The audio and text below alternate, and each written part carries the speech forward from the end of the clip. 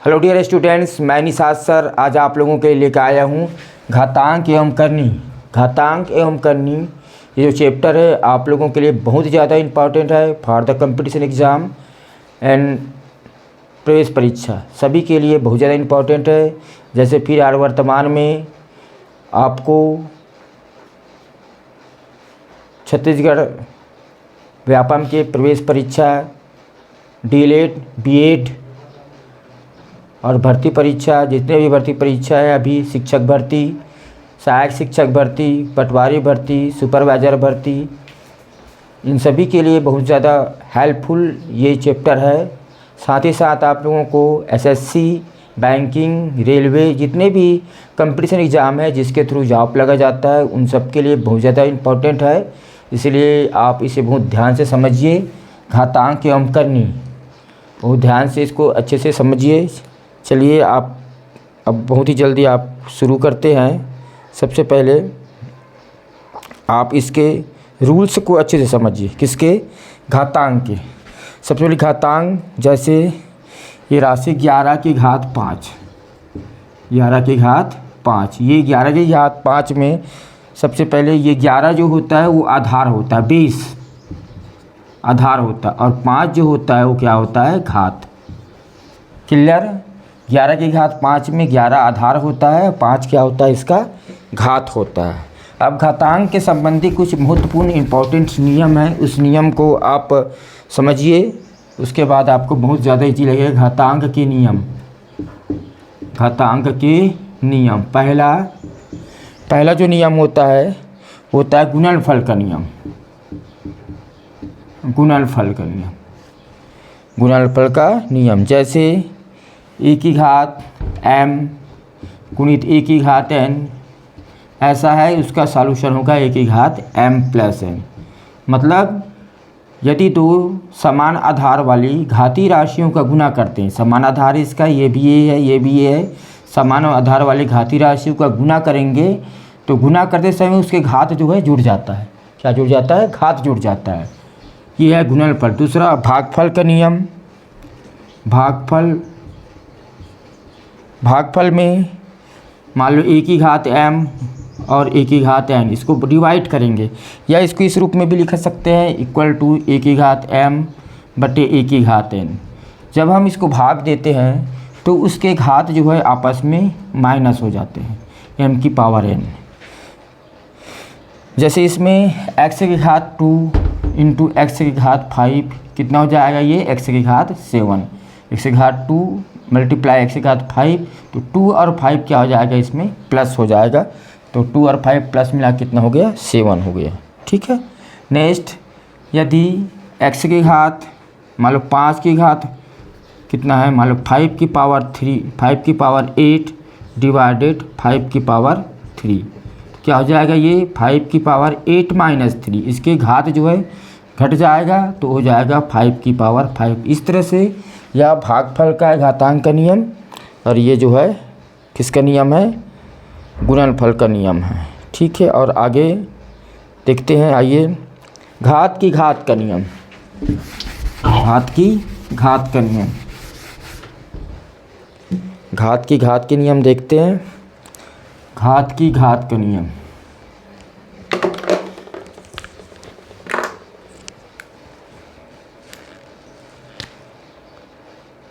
घात की घात का नियम। तीसरा है घात की घात का नियम। घात का नियम। ठीक है। घात की घात का नियम। घात की घात के नियम में मान लो ए की घात m पूरे के घात n है, तो ये जो घात है आपस में गुना हो जाते हैं। ए की घात m multiply n, m multiply n होता है। चौथा जो नियम होता है वह होता है गुणनफल की घात। गुणनफल की घात। गुणनफल की घात, ये जो होता है इसमें मान लो a गुणित b गुणित c पूरी के घात, ये जो मान लो m है, तो क्या हो जाएगा? a की घात m गुणित a की घात m, b की घात m गुणित सी की घात m, ये चौथा। पांचवा जो होता है व्युत्क्रम, बहुत ज़्यादा इम्पोर्टेंट है, व्युत्क्रम का नियम। व्युत्क्रम का नियम, व्युत्क्रम के नियम में मान लो a की घात m है, इसको हम हर में लाएंगे तो 1/a की घात -m हो जाएगा। कितना हो जाएगा? -m। मान लो a की घात n है -n, इसको नीचे लाएंगे तो 1/a की घात n हो जाएगा। ये कहलाता है व्युत्क्रम का नियम। और घातांक का शून्य होना, घातांक का शून्य, घातांक का शून्य का मतलब होता है किसी भी संख्या है उसका घात शून्य है तो उसका वैल्यू हमेशा 1 होता है। जैसे a की घात 0 बराबर 1, किसी भी संख्या के घात जो है घातांक का शून्य होना, घातांक का शून्य होना,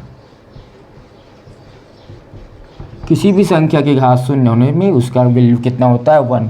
मान लो 100 की घात शून्य, 100 की घात शून्य है, उसका मान भी 1 होगा। किसी भी संख्या का घात शून्य होने पर उसका मान कितना होता है? 1 होता है। ये तो हो गया घातांक संबंधी कुछ महत्वपूर्ण फार्मूला।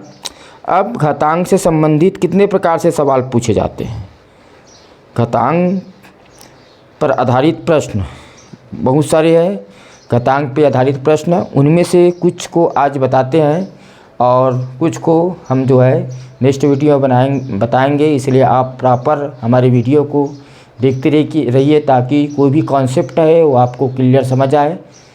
और साथ ही अपने दोस्तों को शेयर कीजिए और यदि पसंद आए तो आप बिल्कुल हमारे कमेंट कीजिए। चलिए अब घातांक से संबंधित किस प्रकार से प्रश्न पूछे जाते हैं उसके बारे में हम बात करते हैं। तो उसके बारे में कुछ बता देता हूँ। सबसे पहले आपको घातांकों पर आधारित प्रश्न, इस पे घातांकों पर आधारित प्रश्न, घातांकों पर आधारित प्रश्न, घातांकों पर आधारित प्रश्न, घातांकों पर आधारित प्रश्न। पहला जो है क्या है? घातांकों पर आधारित प्रश्न, घातांकों पर आधारित प्रश्न, घातांकों पर आधारित प्रश्न। चलिए अपन पहला प्रश्न लेते हैं। घातांकों पर किस प्रकार से प्रश्न पूछे जाते हैं वो मैं आपको सॉल्व कराता हूँ। पहला प्रश्न लेते हैं। जैसे पहला प्रश्न 2a² इंटू b की पावर 3 एंड c की पावर 4 गुणित 3a की पावर b² और c³ बहुत ही सिंपल है दिस क्वेश्चन। पहले उसके अंक को मल्टीप्लाई करेंगे, 3 और 2 को 3 2 + 6 हो गया और a² यहाँ पे कितना घात को प्लस करेंगे, यहाँ पे 2 है यहाँ पे 1 है तो a की पावर 3 हो जाएगा, यहाँ 3 है यहाँ 2 है तो b की पावर कितना हो जाएगा 4 और यहाँ 4 है यहाँ 3 है तो यहाँ हो जाएगा c की पावर 7। बहुत ही सिंपल है। इस प्रकार से क्वेश्चन दिया रहता है मल्टीप्लाई करने का। यह जो है घातांकों पर आधारित क्वेश्चन है। दूसरा प्रश्न लेते हैं। आइए हम दूसरा प्रश्न लेते हैं। जैसे आपको दे दिया तो सेकंड प्रश्न, second question 12a² into b की पावर 4 इंटू c की पावर 3 डिवाइड करेंगे इसको 2a b² एंड c²। ठीक है, इसको सीधा सीधा डिवाइड करेंगे 12a² b की पावर 4 c की पावर 3 अपॉन 2a b की पावर 2 और c की पावर 2। ठीक है, सीधी सीधी इसको 2 को 2 से डिवाइड करेंगे 12 को तो 6 आ जाएगा। यहाँ पे 2 है यहाँ पे 1 है, 2 में 1 माइनस गया ये आ जाएगा, यहाँ 2 यहाँ 1 है तो 1 आ जाएगा, यहाँ 4 है यहाँ 2 है, b की पावर अंश में 4 है और हर में 2 है तो माइनस हो जाएगा उसका घात तो हो जाएगा b की पावर 2 और यहाँ 3 है यहाँ 2 है तो यहाँ जाएगा c। इसका आंसर आएगा 6ab² c। आइए नेक्स्ट क्वेश्चन की तरफ अपन जाते हैं। और आपको बताते हैं। इस तरह से क्वेश्चन आपके उसमें पूछे जाएगा क्वेश्चन में।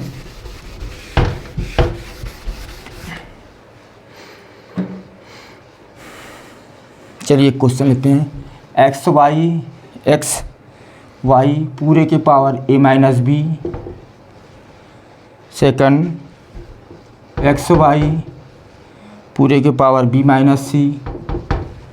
थर्ड एक्स वाई पूरे के power c minus B. Simple है ये बिल्कुल। एक्स वाई सबका बेस जो है इक्वल है, आधार इक्वल है, इसलिए एक्स वाई उसके पावर को प्लस कर देंगे a minus B plus B minus C plus C minus C. सभी एक दूसरे से कैंसिल हो जाएगा। a प्लस का a माइनस का this cancel, minus B plus B this cancel, and plus and minus cancel. X Y पूरे के पावर 0 और किसी भी संख्या के पावर 0 इसका मतलब होता है 1। इस टाइप के क्वेश्चन ही आपके क्वेश्चन पेपर में आएंगे। और आइए अब नेक्स्ट टाइप के क्वेश्चन में अपन देखते हैं। बहुत ज़्यादा इम्पोर्टेंट है ये। दूसरा है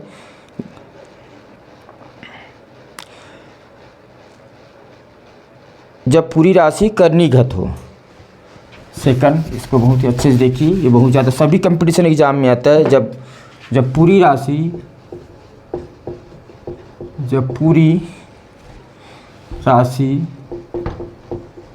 कर्णीघत हो, कर्णीघत हो। जैसे पहला √12 फिर प्लस √12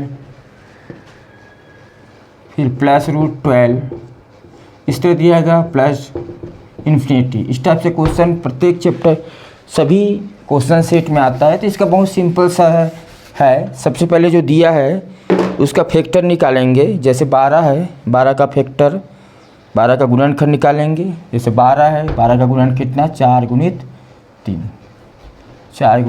3। यदि यहाँ पे प्लस है, प्लस प्लस प्लस दिया है तो उसका फैक्टर बड़ा वाला रहेगा, और यदि माइनस दिया रहता तो उसका फैक्टर 3। इसका आंसर कितना आएगा, 4। अब सेकंड मान लो ऐसा देता है 12 माइनस √12 माइनस √12 प्लस इन्फिनिटी, तो इसका क्या आएगा, 3 आएगा। ठीक है, क्या है, एकदम सिंपल सा है। वर्गमूल 12 धन वर्गमूल 12 धन वर्गमूल 12 इस तरह से डैश डैश डैश इन्फिनिटी तक। यदि प्लस में है तो हम 12 का फैक्टर निकालेंगे, गुणनखंड 12 का गुणनखंड कितना होगा, 4 गुणित 3। यदि प्लस में है तो उसका आंसर 4 आएगा। यदि वर्गमूल 12 ऋण 12 ऋण 12 माइनस में दिया है तो उसका आंसर कितना आएगा, 3। बहुत ज़्यादा इंपॉर्टेंट ये क्वेश्चन इस टाइप से आता है और आएगा ही। ठीक है, सेकंड लेते हैं। सपोज √30 प्लस वर्गमूल 30 प्लस वर्गमूल 30। ठीक है, डैश डैश इन्फिनिटी, इसका कितना आएगा, 30 है। 30 का हम क्या निकालेंगे, फैक्टर कितना आ गया, 6 पंचे 30, 6 पंचे 30। तो इसका आंसर कितना होगा बताइए, इसका आंसर कितना होगा, 6, क्योंकि यहाँ पे क्या है, प्लस। यदि धन है तो बड़ा वाला फैक्टर, यदि ऋण है तो छोटा वाला फैक्टर। ठीक है, अगर ऐसा होता 30 माइनस 30 इन्फिनिटी, तो इसका आंसर कितना आता, 5। इसका आंसर कितना आएगा, 6। यदि प्लस है तो छोटा वाला फैक्टर और बड़ा है तो माइनस, छोटा वाला फैक्टर आएगा। यदि प्लस है तो बड़ा वाला फैक्टर आएगा। इस तरह से हम प्लस वाले को जब पूरी राशि करनी घात में हो तो प्लस वाले को इस तरह से हम हल करते हैं। ठीक है, क्लियर। अब इन गुणनफल में कैसे होगा उसको मैं बता देता हूँ मैं। यदि ऐसा दिया है, गुणनफल में दिया है और वो इन्फिनिटी हो, कैसे, वर्गमूल 5, वर्गमूल 5 इंटू वर्गमूल 5 डैश डैश इन्फिनिटी। तो इसका आंसर जो होता है वह जो होगा, क्या होगा, 5 होगा। जिसका वर्गमूल निकालेंगे वही उसका आंसर होगा। वर्गमूल 5 इंटू वर्गमूल 5 इंटू वर्गमूल 5 डैश डैश डैश इन्फिनिटी। तो इसका आंसर कितना होगा, 5 होगा। सपोज वर्गमूल 6 इंटू वर्गमूल 6 इंटू वर्गमूल 6 डैश डैश इन्फिनिटी, तो इसका आंसर कितना आएगा 6। ठीक है, क्लियर हो गया होगा। यदि प्लस में है, करनी प्लस में है तो उसका फैक्टर निकालते हैं। फैक्टर निकालने के बाद जो बड़ा वाला फैक्टर होता है, बड़ा वाला गुणनखंड वो होता है, उसका आंसर होता है। यदि छोटा है तो माइनस में रहेगा वो होगा। यदि इनटू में है तो जो रूट वर्गमूल के अंदर दिया जाता है 6 6 6 तो 6 5 5 5, तो उसका आंसर होगा 5।